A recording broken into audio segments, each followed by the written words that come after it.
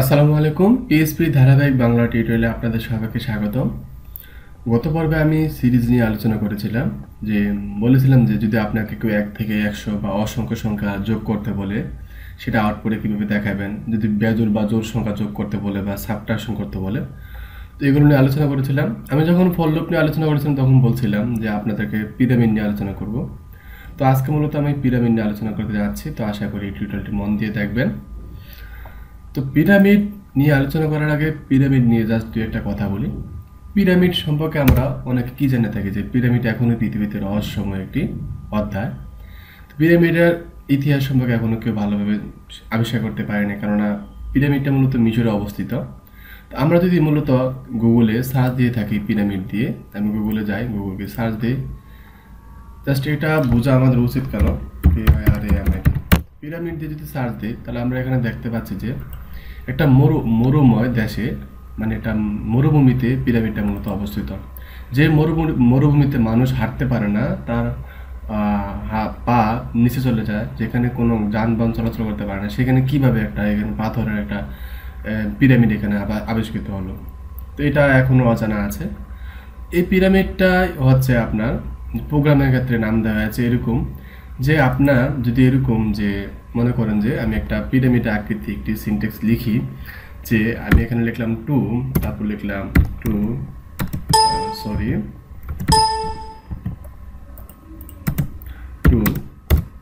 তারপর হচ্ছে জাস্ট এরকম যখন আকৃতি যখন একটু একটু করে বাড়বে, ঠিক তেমনই আমাদের কিন্তু এরকম একটা পিরামিড আকার ধারণ করবে, অর্থাৎ পিরামিড বলতে ত্রিকোণাকার। এখন তো আমি আরেকটু পরিমাণে বাড়াই, তাহলে আপনারা দেখতে পাবেন 1 2 3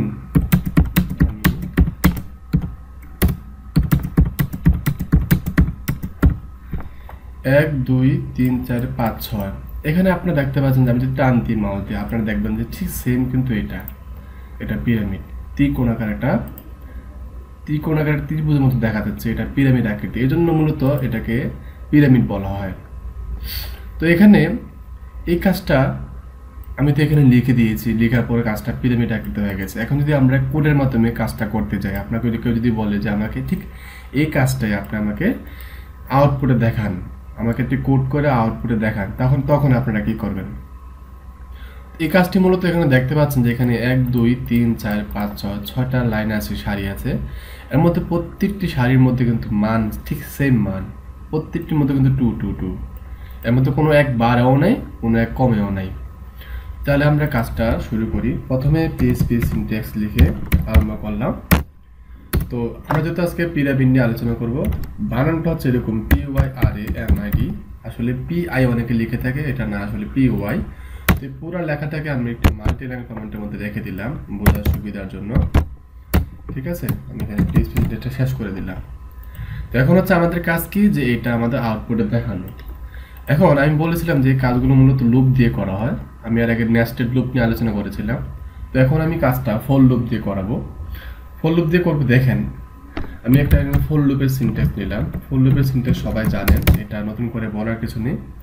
তো এখানে আমরা ফর লুপে কি করে থাকি, 3টা এক্সপ্রেশন নিয়ে থাকি। এখানে আমি একটা ভেরিয়েবল এ নিলাম, এখানে ভেরিয়েবল এর মানটা আপনি কত নেবেন, এখানে দেখেন আপনার মান কিন্তু এখানে 2 থেকে শুরু, তাহলে আপনাকে কিন্তু ভেরিয়েবল এর মান নিতে হবে 2, সেমিকোলন দিয়ে শেষ করলাম। তারপর ভেরিয়েবল এ এখানে লেস দেন ইকুয়াল, এখানে আমাদের কত নিতে হবে, এখানে আমাদের সারি হচ্ছে 1 2 3 4 5 6, তাহলে আমরা যদি এখানে 7 নিই, তাহলে আমাদের 2 থেকে 7 মানে আমাদের 6টা সারি আমাদের আউটপুটে দেখাবে, এবং সেমিকোলন দিয়ে শেষ করলাম। তারপর হচ্ছে ভেরিয়েবল এ প্লাস। এখন এই যে আমি আপনার ফর লুপের যে স্টেটমেন্টটা লিখলাম, আপনি কি বলতে পারবেন যে এই স্টেটমেন্টটা দিয়ে আপনি এই কাজটা করতে পারবেন? কখনো না। কেন পারবেন না? এখানে ভেরিয়েবল এর মান 2 নিয়েছি, ভালো কথা। এখানে শর্ত জুড়ে দেওয়া আছে 7 থেকে ছোট অথবা সমান কিনা, হ্যাঁ ছোট। তো এখানে ভেরিয়েবল এ প্লাস প্লাস, এখানে কিন্তু এক এক করে বাড়ছে, এখানে কিন্তু এক এক করে বাড়ছেও না, এক এক করে কমছেও না। সো আমি যদি এখানে ইনক্রিমেন্ট করি আর ডিক্রিমেন্ট করি, যাই করি না কেন, আমার কিন্তু ফলাফল এটার মতো আসবে না, কারণ এখানে কিন্তু কোনো বাড়া আর কমার কোনো পার্থক্য নেই। আমার প্রত্যেকটি ক্ষেত্রে হ্যাঁ 2 করে প্রত্যেকটির সাথে যোগ হচ্ছে, কিন্তু কোনোটাই বাড়ছে না বা কমছে না। তো এখানে আমাদের কি করতে হয়, আমাদের আরেকটি ফর লুপ নিতে হবে, যেটাকে বলে একটা ফর লুপের মধ্যে আরেকটা ফর লুপ, এটাকে বলে নেস্টেড ফর লুপ। তো এখানে আমি যদি এখানে আরেকটি ভেরিয়েবল নিই, ভেরিয়েবল বি ইকুয়াল সেম মান 2 ধরি, তারপর হচ্ছে ভেরিয়েবল বি লেস দেন, এখানে আমরা কি করব, এখানে কিন্তু আমরা ভেরিয়েবলের লেস দেন ইকুয়াল 7 দিয়েছিলাম, এটা আমাদের ঠিক আছে। কিন্তু এখানে যে দ্বিতীয় শর্তটা, এখানে কিন্তু আমাদের একটি মাথাতে হবে যে আসলে কি করতে হবে। এখানে যদি ঠিক সেম আমি যদি ভেরিয়েবল 7 দেই, তারপর যদি আমি ভেরিয়েবল বি প্লাস প্লাস দিই, এখানে আমরা যেটা করলাম ঠিক আমরা এখানে সেটাই করলাম, আমাদের কিন্তু তবুও কাজ হবে না। এখানে যদি আমরা এরকম দিই যে ভেরিয়েবল বির জায়গায় যে variable B less than equal variable A, যে যখন variable A B variable A এর সমান অথবা ছোট হবে তখন কিন্তু এক এক করে যোগ হবে। তো এখন যদি আপনি চান যে আমি ইকু করব, তা আপনি ইকু কাকে করবেন, ভেরিয়েবল এ কে করবেন না ভেরিয়েবল বি কে করবেন। আপনি যাকে ইকু করেন না কেন প্রত্যেকটি ক্ষেত্রে কিন্তু এক এক করে বাড়বে, এক এক করে ইনক্রিমেন্ট হবে। এটা আপনাদের বুঝিয়েছি, এটা বোঝার দরকার নেই।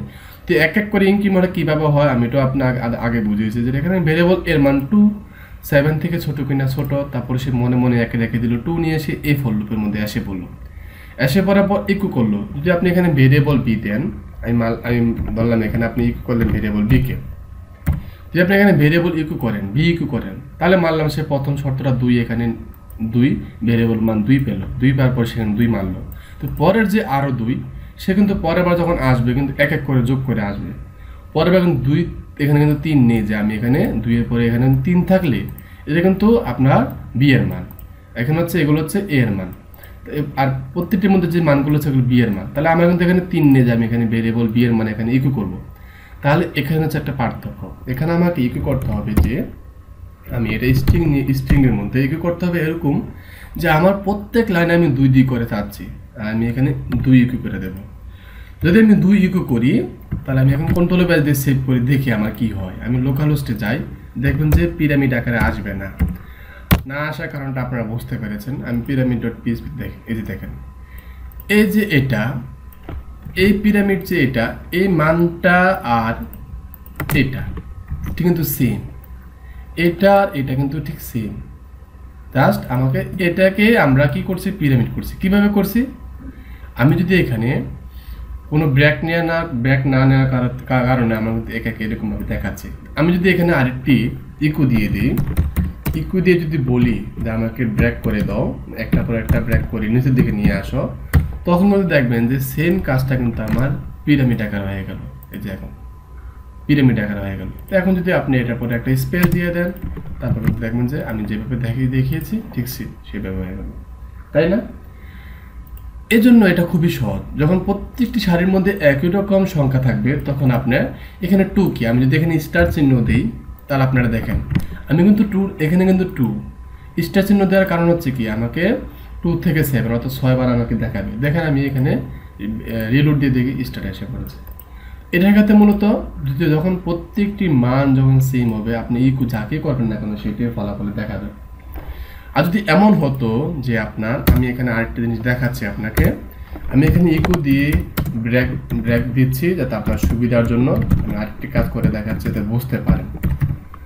তো এখানে প্রত্যেকটি টিউটোরিয়াল এরকম সবাই এরকম সেমভাবে করে, জাস্ট এক একজনের বোঝার ধরন হচ্ছে এক এক রকম। আমি যতটুকু পারছি আপনাদের দেখাচ্ছি। এখন আপনার যদি এরকম 2 2 না হয়ে যদি এরকম হতো সিনট্যাক্সটা, প্রথমে 2 হতো, তারপর হচ্ছে আপনার 2 হয়ে তারপর হচ্ছে 3 হতো, 3 হতো, তারপর যদি এরকম হতো 2 3 4 হতো, তারপর 2 3 4 5 হতো, 2 3 4 5 6, ওকে, 2 3 4 5 6 7। ঠিক সেম যদি এই যে দেখেন এখানে কিন্তু 2 এই সারির পরে প্রত্যেকটি সংখ্যা কিন্তু সেম, আর এখানে হচ্ছে প্রত্যেকটি সংখ্যা এক এক করে বাড়ছে। 2 এর পরে 3 3 এর পরে 4 4 এর পরে 5 5 এর পরে 6 6 এর পরে 7। এই কাজটা আমরা কিভাবে করব, এটা আমি জাস্ট মাল্টিলাইন কমেন্টের মধ্যে রেখে দিলাম। এখন ঠিক সেম এটাই আমি কপি করে আপনাদের এখানে আনছি আপনাদের দেখানোর জন্য, আমি এখানে আনলাম। এখন যেহেতু আমাদের এখানে বি এর মান এক এক করে বাড়ছে, 2 এর পরে 3 হয়েছে, 3 এর পরে 4 হয়েছে, 4 এর পরে 5 হয়েছে, আপনারা বুঝতেই পারছেন যে এখানে আমার কি করতে হবে, যে ভেরিয়েবল বি দিলে আমার কাজটা হয়ে যাবে। আমি যদি ভেরিয়েবল বি দেই তাহলে আমার কাজটা হয়ে যাবে। তাহলে আমি কন্ট্রোলের বাইরে দেখেন কাজটা হয়েছে কিনা, এই যে দেখছেন ঠিক সেম কাজটা কিন্তু হয়ে গেছে। কেন হলো? এখানে কিন্তু আপনার বি এর মান এক এক করে বাড়ছে। সো এখানে জন্য ভেরিয়েবল বিকে আমরা ইকো করেছি। এবং যদি এমন হতো আপনার যে আমি আরেকটি মাল্টিলাইন কমেন্টে এমন হতো যে এখানে 2 আছে, প্রত্যেকটার মধ্যে ভিন্ন ভিন্ন, এরকম যদি হতো যে এখানে 2 আছে, আপনার পরের লাইনে আছে হচ্ছে আপনার 3 3 3 3, তারপরের লাইনে আছে 4 4 4, তারপরের লাইনে আছে 5 5 5 5, তারপরের লাইনে 6 6 6 6 6, তারপরের লাইনে 7 7 7 7 7 7। অর্থাৎ এখানে এক একটা সারির মধ্যে সেম সেম সংখ্যা। এখানে 2, এটার মধ্যে 2, তারপরটা 2টা 3, তারপরটা 3টা 4, তারপরটা 3টা 5, এরকম করে লাস্টেরটা হচ্ছে 6টা 7। এখন আমরা এটা কিভাবে করব? এটা করতে হলে আমাদের ঠিক সেম কাজে করতে হবে। এখানে কিন্তু দেখেন, এখানে 2, এখানে 3, এখানে কিন্তু জে এর মান বি এর মান বাড়ার আগে কিন্তু এখানে কিন্তু এই যে দেখেন এর মান কিন্তু বাড়তেছে। 2 এর পরে 3 হচ্ছে, 3 এর পরে 4 হচ্ছে, 4 এর পরে 5 হচ্ছে, 5 এর পরে 6 হচ্ছে, 6 এর পরে 7 হচ্ছে। তাহলে আমরা যদি এটা কপি করে নিয়ে আসি, আমরা এখানে পেস্ট করে এখানে যদি ভেরিয়েবল বি না দিয়ে ভেরিয়েবল এ দিই, তাহলে এখানে কি বোঝাচ্ছি আমরা যে ভেরিয়েবল এর মান 2 যখন 7 থেকে ছোট হলো তখন সে মনে মনে এক রেখে দিল, 2 নিয়ে সে এখানে আসলো।